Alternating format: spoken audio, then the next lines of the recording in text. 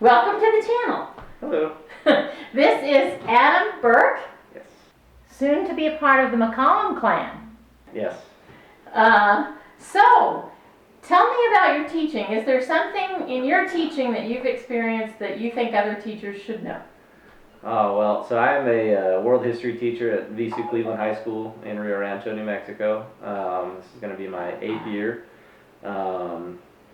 As far as something that I learned that other teachers, new teachers or soon to be new teachers should probably know is I think it's very important to separate life and work. You cannot take home the struggles from the classroom or some of the heartbreaks that you might see even amongst students and the hardships that some students that you might have. It's really hard to you can't take that stuff home with you as much as you may want to help, and you can do as much as you can, but you do have to separate it, or it can really drag on you, and you'll be out of the profession longer than quicker than you might imagine. Right. And you also have coached. Yes. So I coached baseball for 5 years at the high school level, 2 years at the college level. I was a pitching coach for the University of the Southwest in 2017 and 2018, and then I coached at Cleveland High School from 2018 to 2023. Last couple of years I've stepped away from it to spend more time with family, but something I will more than likely get back into in the upcoming years. So you played. Did you play? Yes. You played. So I've played baseball throughout my life. I got to play in college as well. Played for 2 different universities. Played for Oklahoma Panhandle State and University of the Southwest, 2 years at each school. So I played all 4 years of college baseball at 2 different levels. Panhandle State was Division II at the time, and University of the Southwest was NAIA. Right. And so it's something that you loved doing yourself, and you felt equipped to do it as a coach with the kids. Oh, it was just kind of a natural progression. There was, always a calling to, roughly from the time when I was a junior or senior in high school, I knew I'd wanted to come back and teach and coach. So it's kind of always a calling I have, and I think that's pretty rare for a lot of people these days to, go into college with an idea of what they wanted to do without switching majors and things along those lines. So I was pretty straight arrow knowing what I wanted to do, and from the first day I stepped into the classroom, I knew that was the right job for me, no matter the struggles that come with it. Right. And you teach history. Yes. And is there a particular period or area of history that you like sharing with the kids? I definitely, I really enjoy teaching about the Industrial Revolution. There's a lot of comparisons you can make to modern times today and the technological revolution that we have. Some call it the 4th Industrial Revolution, in the digital age that we're going through, and now with the introduction of AI. I mean, there's just a lot of complexities in our society today, but have a point of reference in history that we can at least compare it to. Right. Where everything got upended and turned around. And Absolutely. right. So now I want to ask about this AI thing. You mentioned it, and I've just recently been thinking about it because it was not in use when I was teaching, but a lot of the teachers I know now are confronting it in assigning stuff to kids and then trying to use AI to do it. Have you found that to be the case, or? It's very mixed. I think 2 years ago in the 2022-2023 school years when we first saw the introduction of ChatGPT, and I remember first experimenting with it and saying that this is going to change teaching forever. The power of it and how quick it was, and not that it was necessarily the most accurate all the time, but knowing what a teenager might do, specifically a sophomore in high school, do to get out of work, it was something that is going to turn teaching on its head, and right. It absolutely has. I mean, initially our district took the approach that we need to ban it immediately. No AI, nothing. Got to make sure they don't have access to it. And that approach has kind of shifted over the last couple of years, because something you can refer to it, kind of similar to the calculator debate of old. It's not like you're going to have a calculator in your pocket, and we all do nowadays. In fact, we have an AI assistant in our pocket. Right. So it's not going anywhere, and we either have to, in my opinion, we have to adapt with it, and learn how to use it as a tool. The biggest struggle with kids today is you have only a small fraction of the kids that truly know how to use it as a tool and effectively use it as a tool to their benefit. Maybe 20% of the kids, and the other 60 to 80% of the kids use it as a way to get out of work and get out of thinking in general. They use it as a way to think for them, which is scary because that really hinders the development of any critical thinking, which is a necessity to life. And if we don't have any critical thinking skills, we're going to be in trouble in a very short amount of time. Well, I think one of the things that I've thought about in reference to it, because when I was younger, I studied computer science quite a bit, and I had a lot of friends that went into that field. And of course, artificial intelligence has been the subject of that field for a long, long time.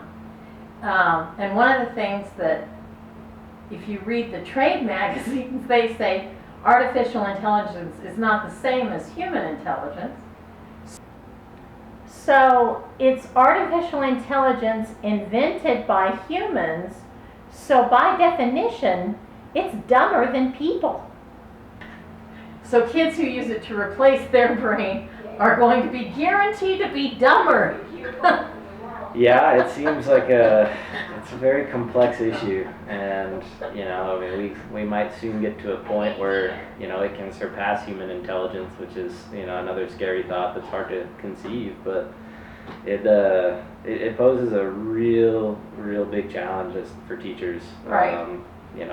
How can you as a teacher be more engaging than something that an AI can create and individualize education for different types of learners. An AI can do that faster than I can, and I use AI for a variety of different lesson planning features and ideas and things along those lines. I mean, I use AI, but I've also gotten a master's degree before AI came around, and I've went through schooling and critical thinking, and I don't just use AI to think for me. I use it as a tool to assist me and speed up some of the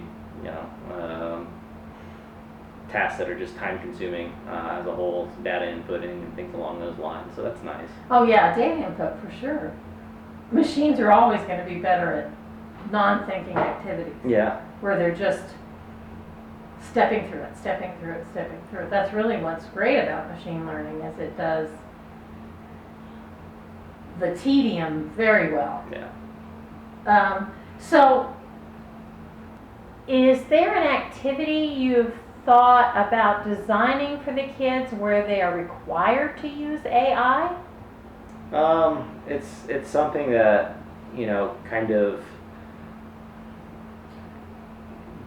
naturally this year. A lot of my bell work questions are just class starters, especially if we're going to have class discussion. I will encourage them to use AI, use the tools available. The biggest struggle is right now, what I saw a lot last year, is that they'll read what is highlighted from the AI response, and they don't know what that means, and there's no further questions on their part. They just want to give you the answer, but they don't understand any part about the answer, and that's the encouragement. You got to go a step further, then ask a follow-up question, and then ask a follow-up question to the follow-up question, and then you might know something at the end of the day. Right. Or you might have questions that I can answer, especially if you don't know half of the words in the sentence, then you're not learning. No. So you might have the answer, but you're not really learning, and that's a challenge. So it's a work in progress, in terms of integrating AI, into my classroom, especially in some cases historically. There's sometimes where it can be a little inaccurate. Well, and it's tricky, because Yeah. if you're talking about the Industrial Revolution, Right. was that good? Well, yeah, and then that might give you, that's, history can be interpreted in many different ways, and I think that's important as a teacher to display that in my classroom, that you have to have a wide variety of thought, you know, and differences in opinion on the same, you know, same topic. You know, was this good for society? Was this bad for society? Or if it was good for society, who was it good for? Who was it bad for at the time? And how did this affect our society at the time? History is not so much about, you know, dates, even necessarily outcomes of battles, but what those outcomes, how those outcomes change society, how those outcomes change the trajectory of that civilization, or you know, certain population of people, certain nation of people. You know, that's more what we're trying to focus on. Yeah. So the thinking part is very important. So the Luddites were involved in the Industrial Revolution, right? And I mean, you can certainly compare the Luddites to a lot of people afraid of AI taking over. You know, and it's funny because prior to AI, you teach about the Industrial Revolution, and you know, it's. I remember students, oh, why wouldn't they be happy that there's machines that can do twice the amount of work, and they just have to operate the machines? I mean, that sounds crazy, and it makes their lives easier.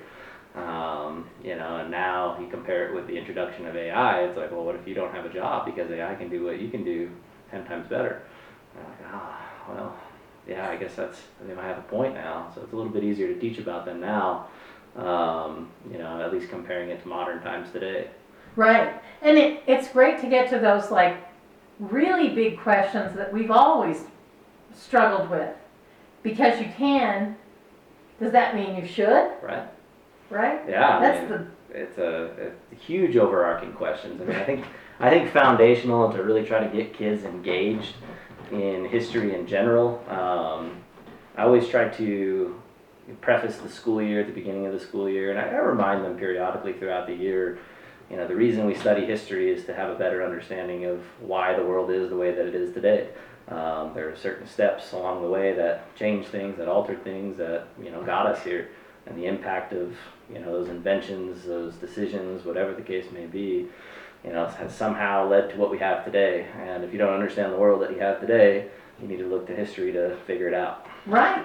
Well, and one of the things I've been thinking about, because we've got this incredibly complicated political situation going on right now, but my grandfather was a World War I vet, Mm-hmm. and they had a demonstration where active military fired on veterans in that riot. And I've been thinking about that time. None of us have lived that history, so if we know it, it's because of somebody like you.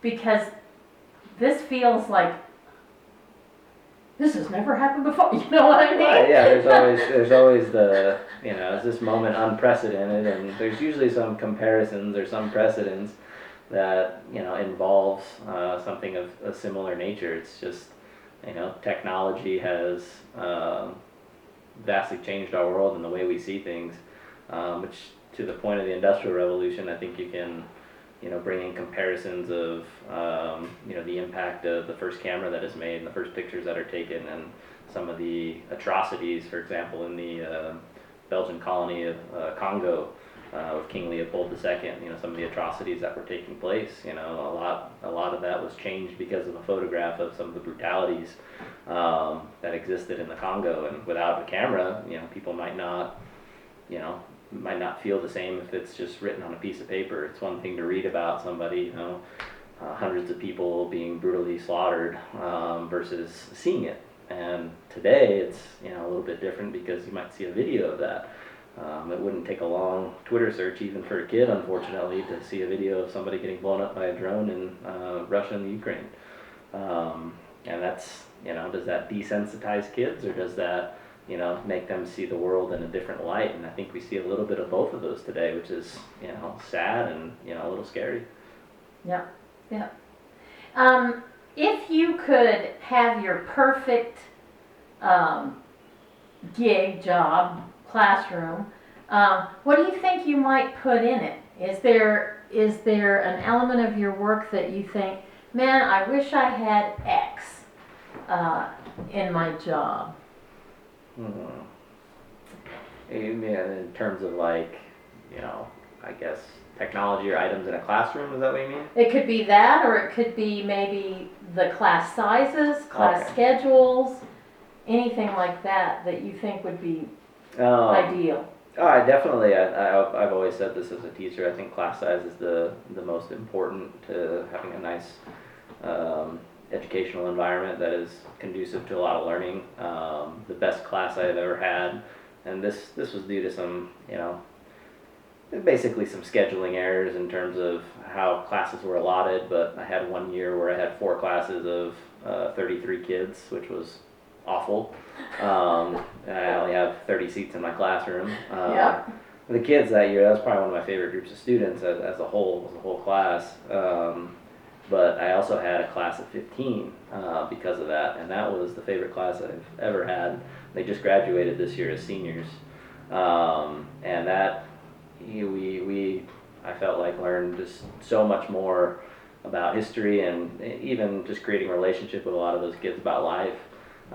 Just because there was a stronger relationship when you get to know each kid individually and learn about their lives, and they get to learn a lot about me. And we had a lot of really good discussions, and it's really exciting to see them all, going off to flourish in their own careers. I know I've had a handful of them already come back and tell me their next steps. I have one that's going to be a nurse, another one that wants to be a history teacher, believe it or not. And I would have never thought that when I had them as students, but maybe we inspired them in some way or another. Well, they saw something in what you were doing that had value, that was important, and maybe even fun. Yeah.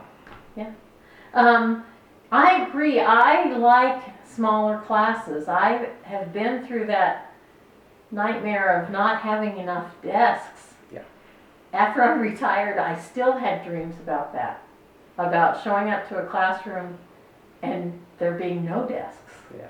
It can be overwhelming, and you can only get so much done with so many interruptions in a day. You have twice the amount of kids that are going to ask to go to the bathroom or go to the counselor or vending machine or whatever the case may be. And that exhausts you a lot quicker. The number of questions a teacher gets in a day is exhausting. Yeah. And you said there were how many students in your school? We're anywhere between 2,600 and 2,700 on any given year, and that number is steadily increasing by the looks of it, but until there's another major high school built. So we just had a career and technical education building that was built for about 200 students in the district, so that'll alleviate and create a lot of opportunities for those kids that are pursuing those career fields. So that'll help a little bit, but one of those kind of short-term fixes for a continually growing community in Rio Rancho. Yeah. Well, is there anything else you'd like to add? You happen to get to meet John, so you know that this channel is dedicated to him. It's about my relationship with him and me, acknowledging that. So as a last thing, what was your impression of John? He was just lit up the room, and I was blown away when he told me that he had been teaching for 50 years. Something I don't think I will ever get to before I decide to retire. No, he was truly the light of the room and life of the party that just was just filled with life, and I have a very fond memory of him. He was very welcoming, and I was blown away by getting to listen to some of his stories, and just all the years he's been through teaching is incredible. That's great. That's perfect. That's the perfect note to end on. And I want to tell you how much I thank you for doing this, because this has been a project. It's a crazy project, but I'm very excited about it. Happy to do so.